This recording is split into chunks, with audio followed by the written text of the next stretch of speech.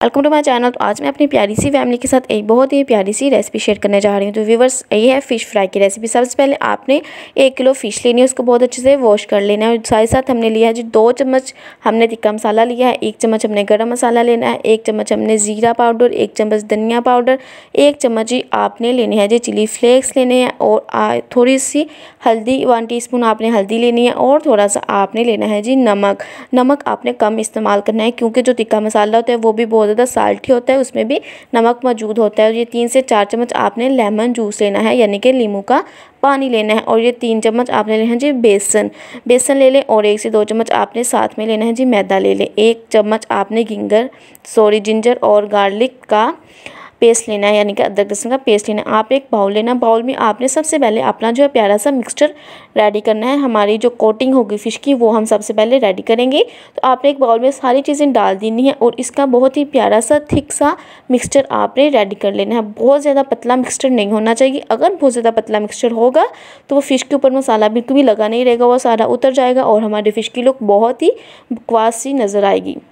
मौसम चूँकि ठंडा हो रहा है तो मैंने सोचा आपके साथ ये प्यारी सी रेसिपी शेयर कर दूँ, ताकि जैसे ही आप लोग फ़िश बनाना चाहें तो आप लोग मेरी रेसिपी देख के इसको फॉलो कर सकें और आप ऐसे प्यारी सी मज़ेदार सी खट्टी सी फ़िश फ्राई रेडी कर सकें। तो व्यूअर्स, थोड़ा सा पानी डालें अगर आपको ज़रूरत लगे, नहीं तो अगर आपका मिक्सचर ऐसा है कि आप फ़िश के ऊपर उसको अच्छे से अप्लाई कर दें, 1 बाय 1 पीस लेके आप चम्मच के साथ उसको उसके ऊपर अप्लाई कर दें। अगर आपके हाथों पे कोई एलर्जी का इशू नहीं है, आपकी स्किन को एलर्जी का इशू नहीं है, तो आप लोग हाथों से भी इसको अप्लाई कर सकते हैं। तो व्यूअर्स, आप लोगों से रिक्वेस्ट है कि मेरा चैनल सब्सक्राइब करें, वीडियो अच्छी लगती है तो लाइक करें और दूसरा शेयर लाजमी करें।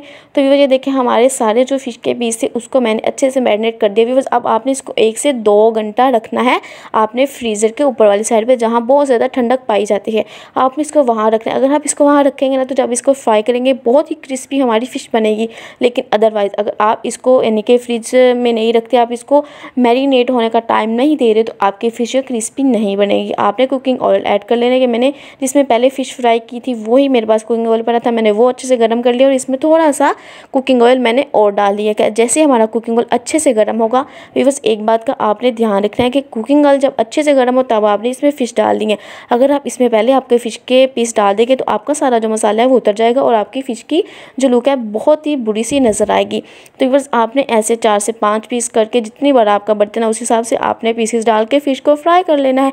बहुत ही ज़बरदस्त और बहुत ही चटपटी से हमारी जो फ़िश फ्राई रेडी हो रही है। मुझे उम्मीद है कि आपको ये वाली फ़िश की रेसिपी बहुत पसंद आएगी। ऊपर से आपने इसको थोड़ा प्रेस करना है ताकि जो फ़िश का पानी है वो भी अच्छे से एक्सट्रैक्ट हो जाए और इसमें जो है पानी बाकी ना रहे और ज़रा भी कच्चापन ना आए। तो आपने इनकी साइज़ बदल देनी है जब अच्छे से प्यारा सा ब्राउन सा कलर नहीं आ जाता।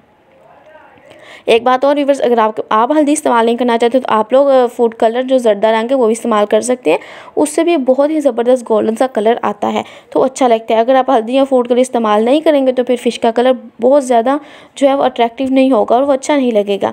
चीज़ दिखने में अच्छी हो तो खाने में फिर ही मज़ा आता है, अदरवाइज़ अगर चीज़ दिखने में अच्छी ना तो खाने को दिल नहीं करता। ये देखिए हमारी मज़ेदार से फ़िश फ्राई रेडी है। मुझे उम्मीद है आपको पसंद आएगी। आपने इसको ज़रूर ट्राई करना है और फिर मुझे कमेंट सेक्शन में बताना है कि आपको मेरी रेसिपी कैसी लगी थी। दुआ में याद रखिएगा, अपना और अपनी फैमिली का ख्याल रखिएगा। अगली वीडियो में मुलाकात होगी। अल्लाह हाफिज़।